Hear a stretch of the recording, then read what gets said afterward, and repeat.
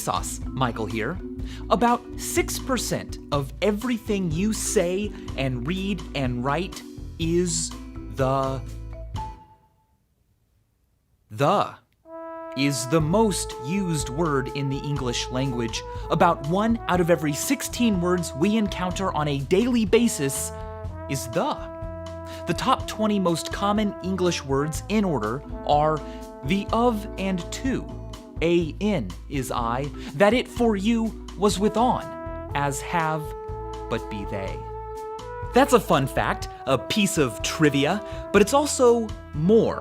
You see, whether the most commonly used words are ranked across an entire language, or in just one book or article, almost every time a bizarre pattern emerges.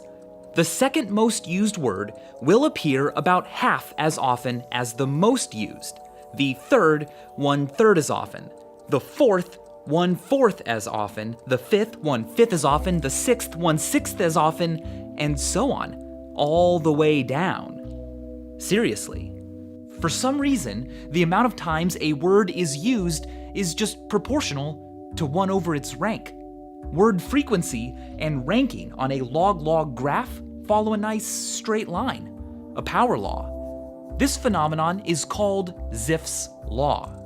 And it doesn't only apply to English. It also applies to other languages like, well, all of them.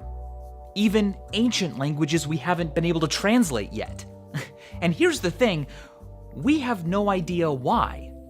It's surprising that something as complex as reality should be conveyed by something as creative as language in such a predictable way. How predictable? Well, watch this.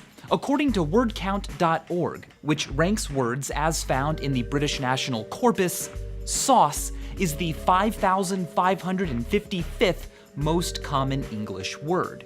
Now, here is a list of how many times every word on Wikipedia and in the entire Gutenberg corpus of tens of thousands of public domain books shows up. The most used word, the, shows up about 181 million times. Knowing these two things, we can estimate that the word sauce should appear about 30,000 times on Wikipedia and Gutenberg combined. And it pretty much does. What gives? The world is chaotic. Things are distributed in myriads of ways, not just power laws, and language is personal, intentional, idiosyncratic. What about the world and ourselves could cause such complex activities and behaviors to follow such a basic rule?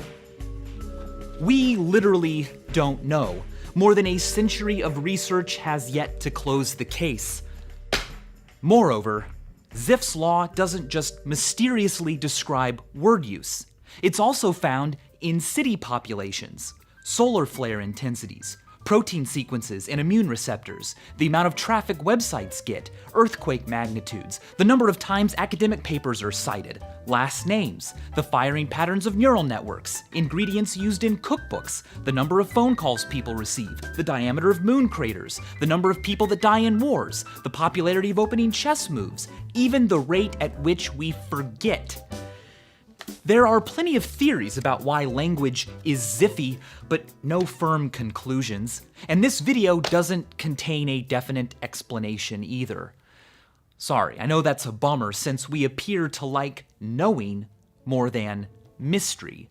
But that said, we also ask more than we answer. So let's dive into Ziff's ramifications, some related patterns, some possible explanations, and the depth of the mystery itself. Ziff's law was popularized by George Zipf, a linguist at Harvard University. It is a discrete form of the continuous Pareto distribution, from which we get the Pareto Principle. Because so many real-world processes behave this way, the Pareto Principle tells us that, as a rule of thumb, it's worth assuming that 20% of the causes are responsible for 80% of the outcome.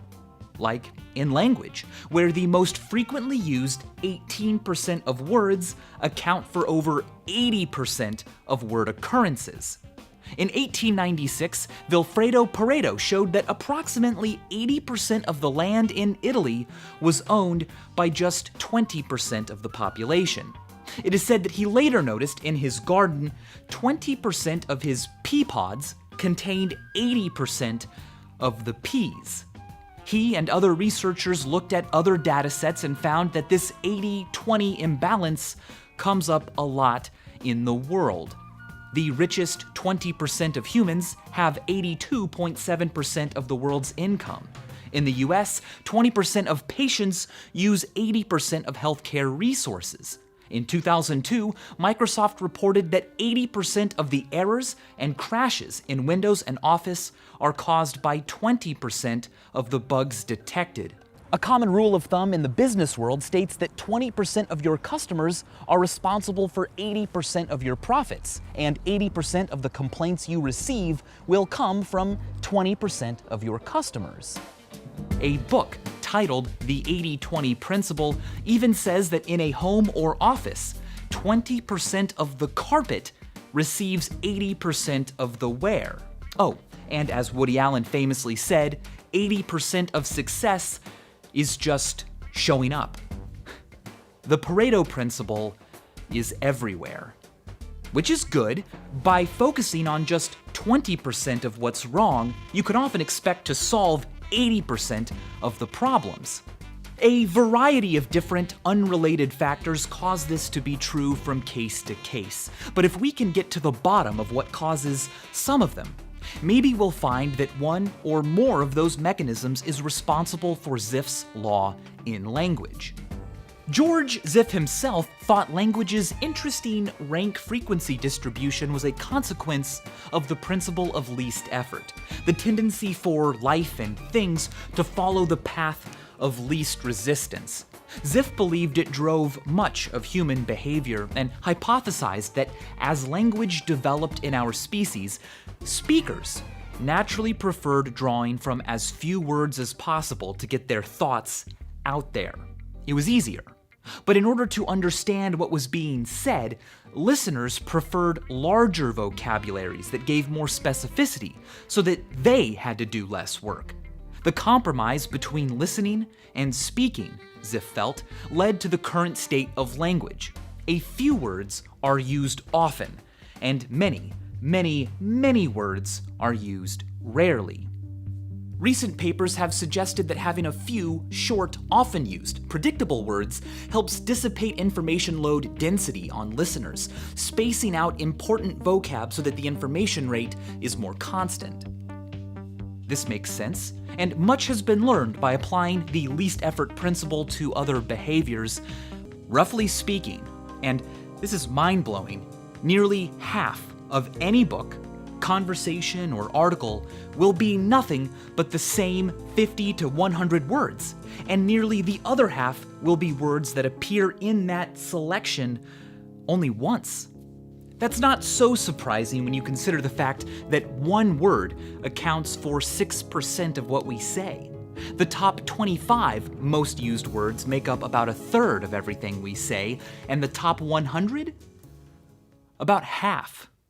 Seriously, whether it's all the words in Wet Hot American Summer, or all the words in Plato's complete works, or in the complete works of Edgar Allan Poe, or the Bible itself, only about 100 words are used for nearly half of everything written or said. In Alice's Adventures in Wonderland, 44%, and in Tom Sawyer, 49.8% of the unique words used appear only once in the book. A word that is used only once in a given selection of words is called a hapax legomenon. Hapax legomena are vitally important to understanding languages.